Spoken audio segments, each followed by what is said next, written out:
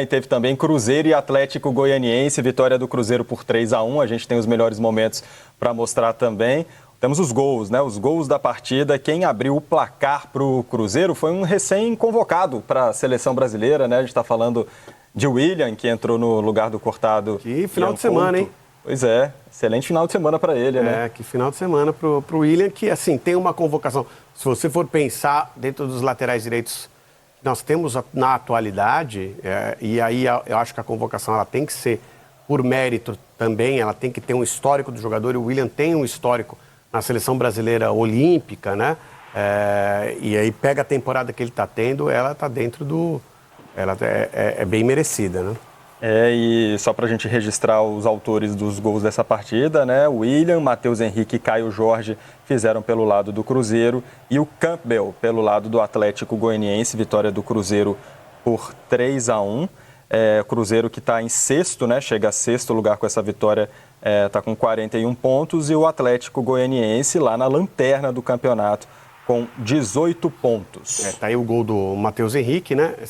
E é um Cruzeiro que já vinha bem no campeonato e um Cruzeiro modificado por essa janela, com elementos muito interessantes que vão fazer com que o Cruzeiro se sustente na briga por uma vaga na Libertadores. Aí a gente tem gol de dois deles, né? O Matheus Henrique e do Caio Jorge. Caio Jorge que talvez...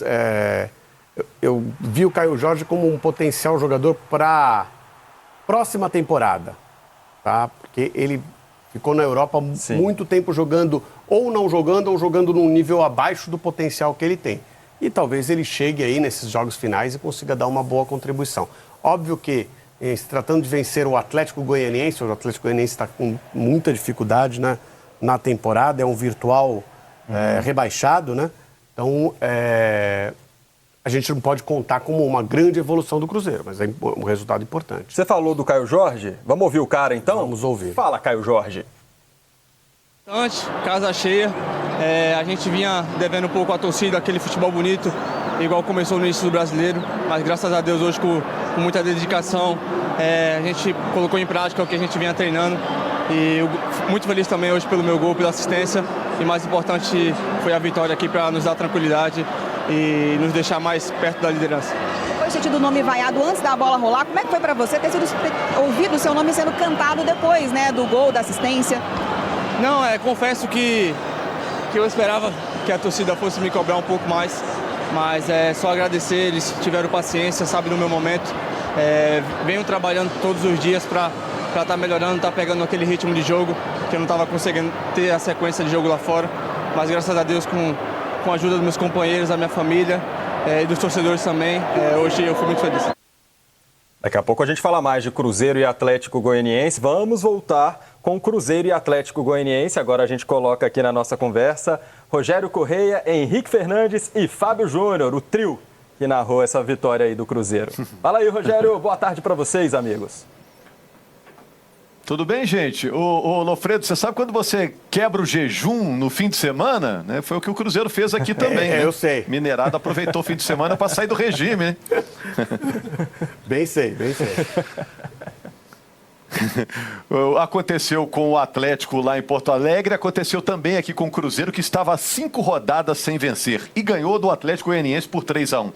Fábio e Henrique, agora foi um jogo muito movimentado, o Atlético Goianiense perdeu muitas oportunidades e o Cruzeiro pôde dar uma alegria à sua torcida. Aliás, não era pouca gente não, hein? 58 mil torcedores nesse domingo aqui no Mineirão para acompanhar essa vitória do Cruzeiro por 3-1. Quem foi o nome do jogo, Henrique?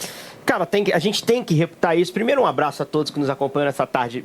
Caio Jorge teve a manhã dele aqui no Cruzeiro. Chegou, enfim, ao Cruzeiro, né? Um jogador que estava sendo contestado, contribui com uma assistência, depois com um gol no segundo tempo, desabafou bastante, disse que sentia pressão realmente, né, na saída do campo. Mas acho que o Cruzeiro conseguiu também colocar outros jogadores em boa situação na partida. O Matheus Pereira era outro cara que precisava de uma grande jogada, de um grande jogo, de uma vitória. Ele participa efetivamente do terceiro gol. Então acho que foi uma manhã para se comemorar do ponto de vista do Cruzeiro. A gente está vendo lances do jogo, o Fábio vai me ajudar também a contar essa história. O Cruzeiro consegue um gol muito cedo, né, Fábio? Através de um pênalti. E aí se imaginava um jogo de conforto, que não foi o que aconteceu. O Atlético Goianiense também, no primeiro tempo, teve muita oportunidade, talvez até mais que o Cruzeiro, né? Eu acho que a partir do gol do Cruzeiro, na verdade, do William, né, que o William conseguiu converter muito bem um pênalti, até então o Cruzeiro conseguia se manter no jogo, né? Conseguiu criar mais volume, conseguia chegar com uma certa facilidade, até a gente tá vendo aí, né, o lance do Caio Jorge, né? Cruzamento perfeito para o Matheus Henrique. Jogador que estava precisando também de fazer uma partida como fez hoje. Mas aí a chegada do Matheus Henrique para fazer o gol. Mas depois o Atlético Goianiense se encontrou no jogo e aí começou a criar. O Cruzeiro teve muito problema no primeiro tempo, né, no meu entendimento, assim, na questão de marcação, não conseguia ajustar a marcação e o Atlético ia chegando pelos lados do campo. Aí o Campbell fazendo o seu gol dentro da área. De escolher quem ia definir essa bola. Exato. Tinha 3 do Dragão dentro da área para definir a jogada. Talvez tenha sido os piores 45 minutos defensivamente do Seabra como comandante do Cruzeiro, né? E aí as chances que o Atlético Goianiense foi desperdiçando, né? Principalmente com o Shailon. Né? Pelo menos 2 oportunidades muito claras com o Shailon, que pra mim não jogou mal pra fazer o time funcionar na frente, mas a bola caiu no pé dele em 2 ocasiões e ele tinha que ter guardado pelo menos uma pra dar conforto ao time. Acho que o Dragão merecia pelo menos um empate, né, Fábio? Essa então muito clara, né? Você vê que ele tenta tirar ali. Merecia assim, o Henrique, inclusive no primeiro tempo, né? As chances mais claras, as chances mais perigosas foi realmente do Atlético Goianiense, né? Conseguiu chegar com mais consistência ao ataque também. O Cruzeiro teve algumas dificuldades nesse primeiro tempo. Agora, no segundo tempo, acho que o Seabra trabalhou bem. Quando ele saca o Wallace, que não estava fazendo um bom jogo, e ele coloca o Japa, ele puxa o Romero para primeiro homem de meio campo e corrige um pouco mais a marcação. O Atlético Goianiense continuou chegando, mas o Cruzeiro melhorou suas ações de contra-ataque, né? E aí, numa jogada, para mim, genial, um passe maravilhoso do Matheus Pereira, o Caio Jorge. Tem uma dose de sorte, mas tem uma movimentação correta dele. Ele estava bem no jogo, ele estava ativo em praticamente todas as jogadas. O Caio faz o terceiro gol do Cruzeiro e meio que encaminha o confronto. Aí vira um jogo com o Atlético tentando pressionar, mas sem muita consistência, sem lances tão perigosos quanto do primeiro tempo. O Joe Campbell, que fez um ótimo jogo, cansa também na segunda etapa. Aí o time cai um pouquinho na produção ofensiva, que passava muito pelo pé dele. E o Cruzeiro passa a ter até algumas chances de contra-ataque para meter um quarto gol, para encaminhar ainda mais. Mas para mim, pelo segundo tempo e as correções do Cruzeiro, o Rogério, acabou sendo uma vitória justa. O Cruzeiro no segundo tempo foi melhor que o Dragão, que foi melhor que o Cruzeiro na primeira etapa, mas não conseguiu ser eficiente nas chances que teve. Caio Jorge marcou o primeiro gol dele pela equipe do Cruzeiro, estava sendo cobrado, hoje foi o destaque do jogo. Cruzeiro agora pega o São Paulo, vai ser no Mineirão também. Cruzeiro chega à 9ª vitória no Mineirão nesse Campeonato Brasileiro, hein? Em Belo Horizonte, o Cruzeiro ainda não perdeu nesse Campeonato Brasileiro. O Cruzeiro está em 6º lugar, zona de classificação para a Libertadores.